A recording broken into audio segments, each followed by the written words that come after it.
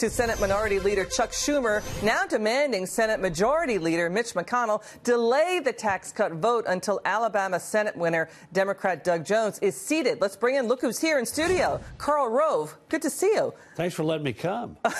Wait a minute. Do you think Schumer gets his way delaying the vote on this? Look, do you think the people in Alabama are concerned with what the U.S. Senator from the state of New York wants to dictate to them? Under Alabama law, this can take up to 2 to 3 weeks to happen, and it's going to happen. Even Doug Jones recognized it. In his news conference earlier today, he said, I'd like to go to work as soon as possible, but it's up to the state officials, and I in essence, implied he expected to be there in January. Yeah, that's Chuck Schumer trying to capitalize on that moment. Exactly. Okay, now to the Doug Jones victory. Before we get to all this breaking news about the text messages loaded with vitriol and bile against President Trump, the Democrats now say, yes, they can seize back control of the House and Senate, given the Doug Jones victory. Okay, here's the math, and you don't have your chalkboard. I wish you did. The Republicans need to defend 24 House seats so the Democrats don't take control. They've got 23 House seats that the Dems can basically get, right? Well, there are 23 that Hillary Clinton carried in 2000. That's right. But some in of those districts she carried, right? She carried those districts in 2016. But first of all, some of them were narrow victories for Hillary.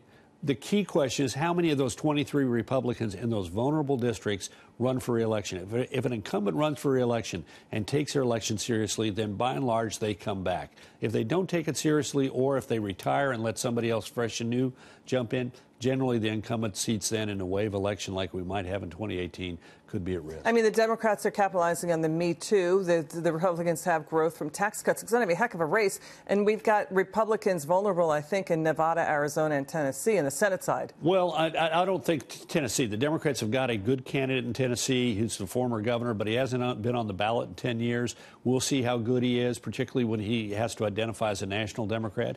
Republicans have got an excellent prospect in Arizona who will take that seat, Congresswoman Martha McSally, an A-10 fighter pilot. And then Nevada is the seat that is a risk. It's the only one of the 8 Republican seats up next year which was won by Hillary Clinton. On the other hand, there are 10 Democrats up next year in states that were won by Donald Trump. One of them by 8 points, one of them by 18, one of them by 19, one by 22, one by 24, and West Virginia, Trump won it by 42. And then 4 states that were won by 1 point. And in those states, depending on the quality of the candidates, I mean, it's only just beginning. We've got 21 or 24 Democrat and Republicans retiring. So this is a really mixed bag right now. Let's get to the Al Franken story. Is he going to step down? Because he hasn't stepped down yet. I mean, we've got the lieutenant governor of Minnesota stepping into his seat. But when is he stepping down? Well, she was provisionally announced. He hasn't resigned, so they don't have a seat to fill. And I thought it was interesting. I think if Roy Moore had won, then Franken would have said, well, if you want to toss him out, you're going to have to give me the same ethics committee hearing process that you're going to give him, because the Republicans had said they would examine these, but only in the process of the ethics hearing. So, but he said, in essence, I may not. I mean, we'll see shortly. I think he's got to go. Democrats. He said he left the impression he was going, and Democrats are going to. Wow, it'd be a heck of a story if he stays. Let's get to these FBI text messages. Deputy Attorney General Rod Rosenstein today in testimony saying he is standing by Robert Mueller's and his Russia probe, despite this trove of anti-Trump text messages from former Mueller team member Peter Strzok that Republicans now say show an inside bias on the investigative team. Let's go through them. One text from Peter Strzok to his colleague Lisa Page, a senior FBI lawyer who is alleged that they were having an affair. It reads, August 15th, 2016, quote, I want to believe the path you threw out for consideration in Andy's office, it's believed to be Andy McCabe, that there's no way he, meaning Trump, gets elected. But I'm afraid we cannot take that risk. It's like an insurance policy. In the unlikely event you die before you're 40. Okay, Peter Strzok is one of 25 agents on the case. Is this investigation tainted? Well, first of all, he wrote those in 2016. The investigation did not begin until this year.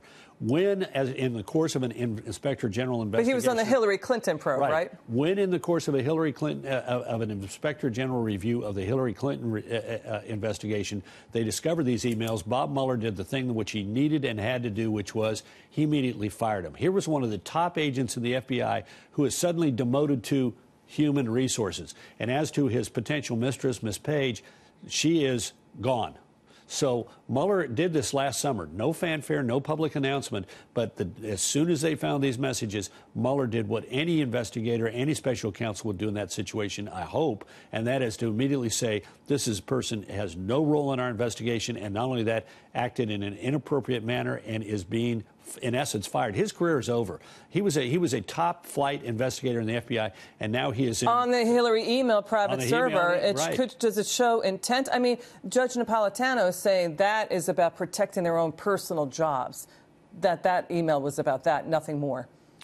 Well, I don't know. I haven't read all of them, but it seems to me that it shows an unseemly side of the FBI and an unseemly side of this particular investigation. Okay, let's get to the soundbite. Republicans ripping into Rod Rosenstein, who was in the hot seat today, as basically the allegations are that there's FBI bias. Look at Chairman Goodlatte expressing concern. Let's roll tape. Reports on the political predisposition and potential bias of certain career agents and department lawyers on Special Counsel Mueller's team are deeply troubling to all citizens who expect a system of blind and equal justice. You think Mueller stays, or does he get fired? What do you think? I think it would be a huge mistake to fire Mueller. I think Mueller has demonstrated he found the struck emails were shown to him, fired him.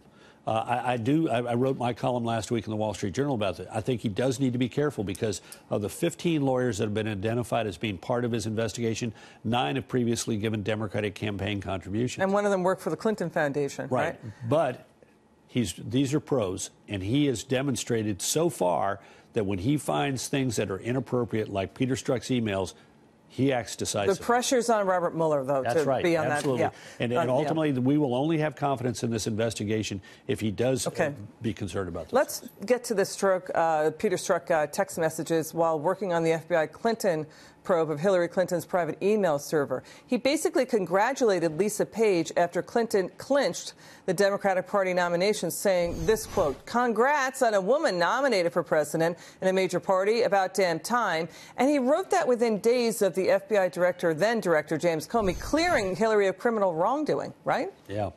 Well, don't get me started on Comey. But what about those text messages from him? Look, people are entitled to have an opinion, but it strikes me that if you're involved in the lead investigator in this and helping make decisions about who gets put under oath and what order you take. And what is the charge? It went from gross negligence to extreme recklessness. He was in on that. That you ought to be very careful. I mean, those people ought to be careful about demonstrating any bias, even in private conversation. My experience with FBI agents has been that they have been very restrained, if you will, about their personal views. This guy was not, which he shouldn't have been involved in the Hillary Clinton investigation. And when it was found out what his mindset was, he was taken out of, not only taken out of the special prosecutor's, special counsel's investigation into the 2016 presidential election, but he was effectively fired. Moved to human there's this whole thing of career advancement at the FBI. Right. There's this whole thing about deep state conspiracy against Trump. You got to back up. The majority of federal workers are Democrat. Many of them are in a government union. That's staring everybody right in the face, right? In plain sight. Yeah. I mean, there are different mindsets. Let's be clear. If you're at the EPA, you're generally left of center. If you're at the Commerce Department, you might actually want the country to have business. If you work at the Defense Department, you actually want to protect America. If you work at the